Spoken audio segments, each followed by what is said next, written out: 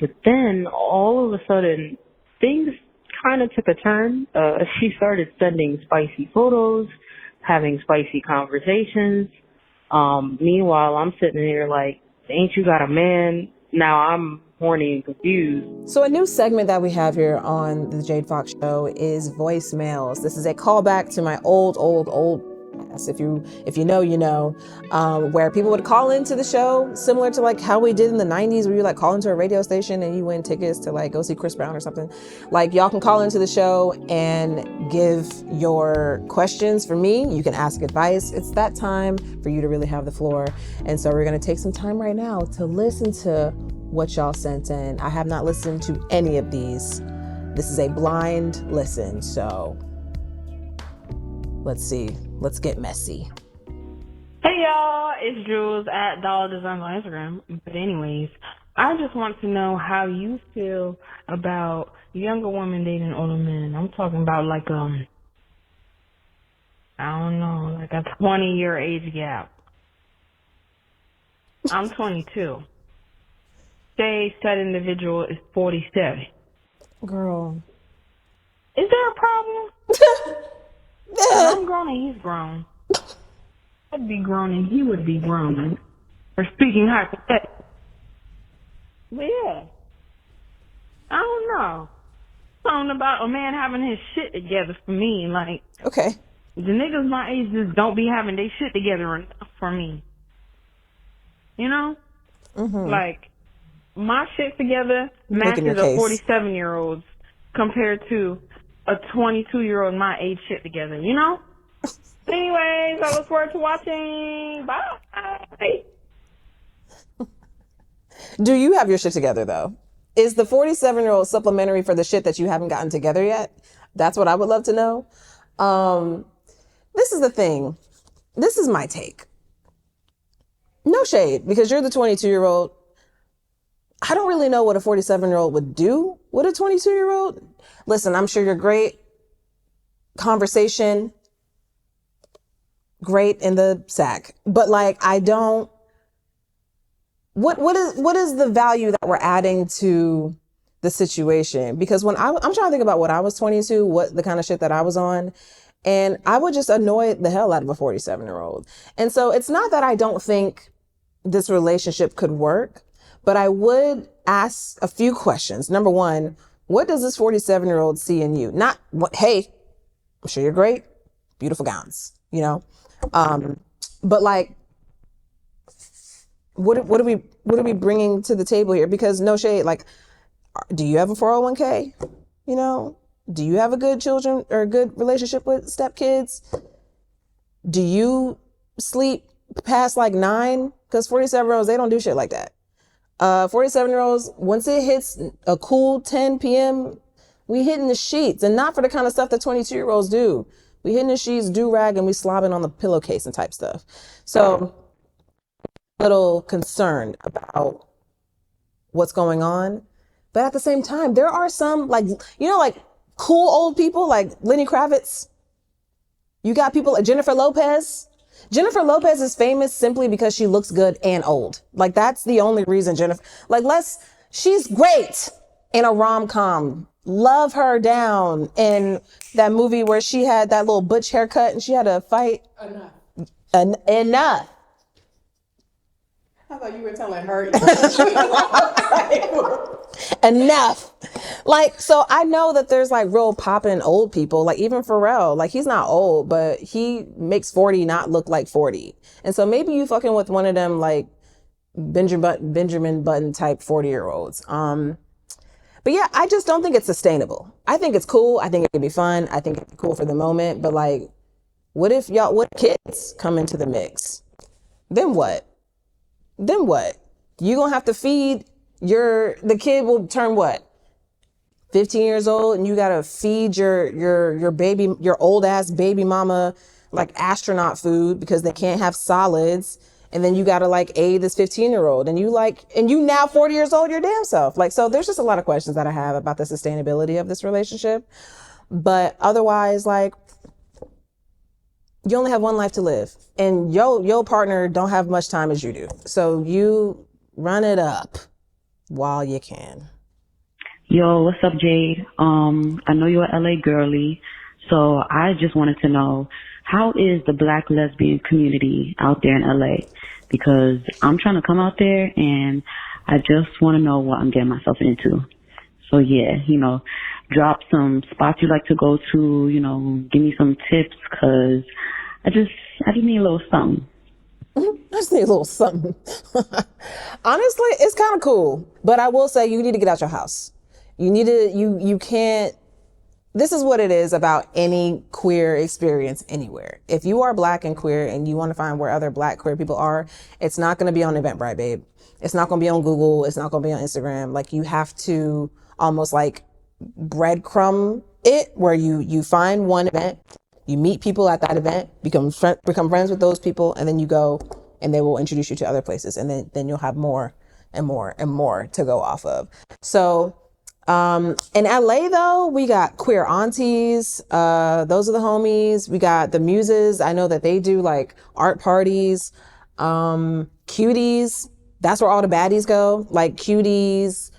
What's the other ones? Honestly, they're kind of popping up everywhere. Bon Tete. It's French. I don't know what it's called, but it's BONNETETE. Also a vibe. That is for, so if you're 22 and you're trying to find a 47-year-old, you might find one there. I'm just saying the age range is wide. That's what I'm saying. I'm not saying it's for the olds. I'm not saying it's for the geriatric. I'm just saying. But no, it's kind of nice. I'm not gonna lie.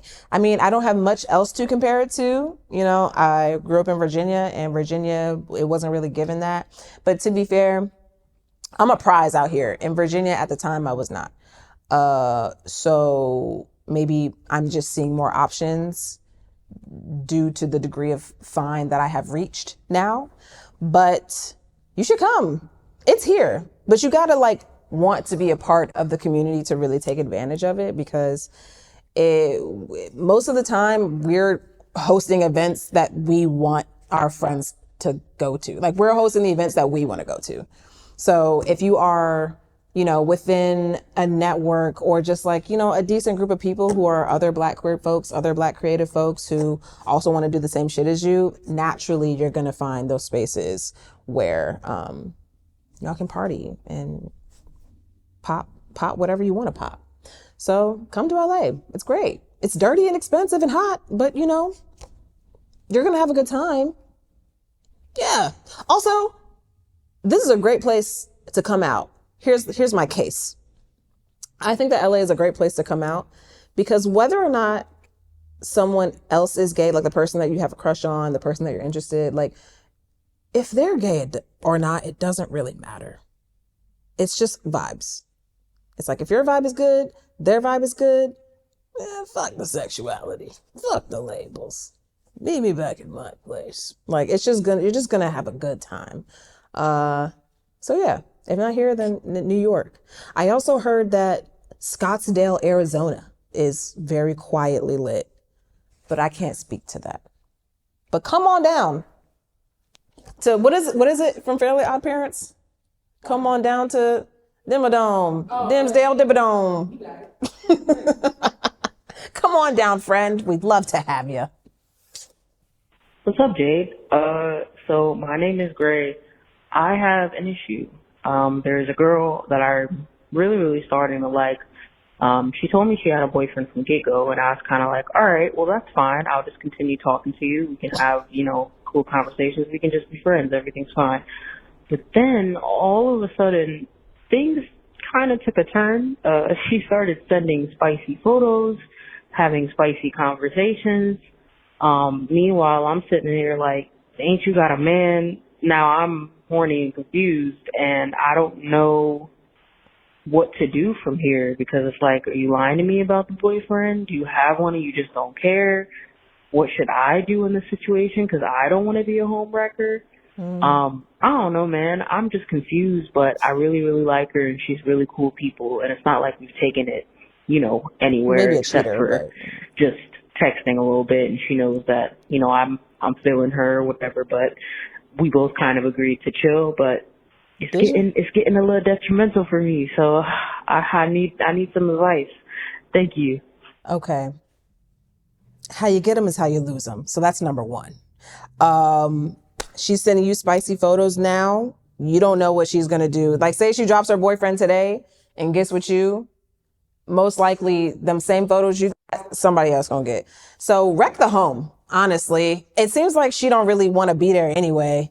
And you sound young. This sounds like some young shit.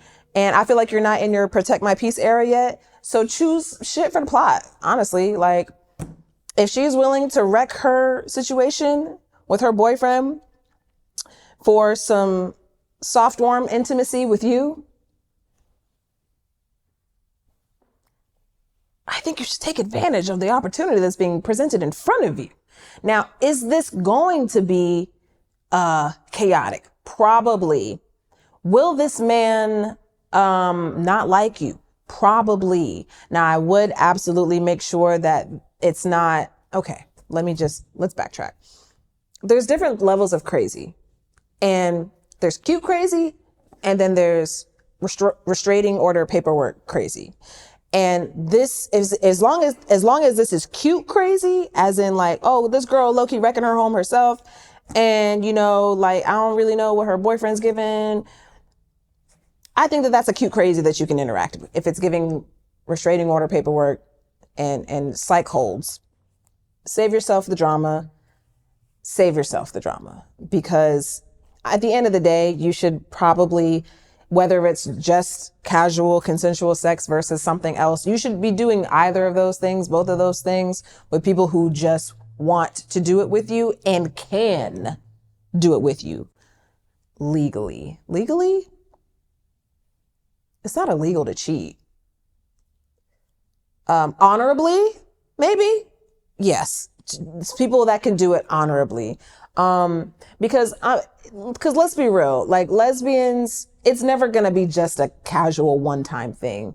Like, you're going to be like making brisket sandwiches for this bitch, like at a picnic somewhere in a park. And do you want her to be dodging texts from her boyfriend as she's spending time with you?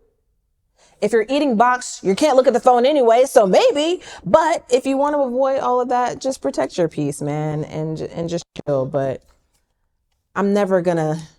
I had a time in my life where I was just doing stuff for the plot. I had my yes year, the year of yes, whatever that book was that Shauna wrote. Yeah, I was yesing and I was wide open. So I think that everyone should have that period in their life. And if right now it's calling you, then maybe go that way. But at the same time, I don't want you to be in a dangerous situation. I don't want you to be in a situation where, like, you're going to come out and have your tires popped, or like, has some random calls coming in at your job. We don't want that. We're in a recession. Okay. We can't have economic losses over pussy. Sorry. So, that's my advice. Send an update. I would love to know what you choose. If you choose to not fuck with her, I don't want to know, because you chose to protect your peace, and that's probably boring. But if you did decide to go through with it, send in an update, because I would like to know. You know what? Have her call in. Actually, like, have her call in, give her side of the story. Have the boyfriend call in, give his side of the story. And then all of us in the comments can just sit here and have a roundtable discussion about your mess and your business. What do you say? You guys, those are all the voicemails we're going to listen to today. And honestly, great day to save lives. I think that we did a lot of great work today. God is really like shining through me in this moment. I feel like I've led y'all down the right path.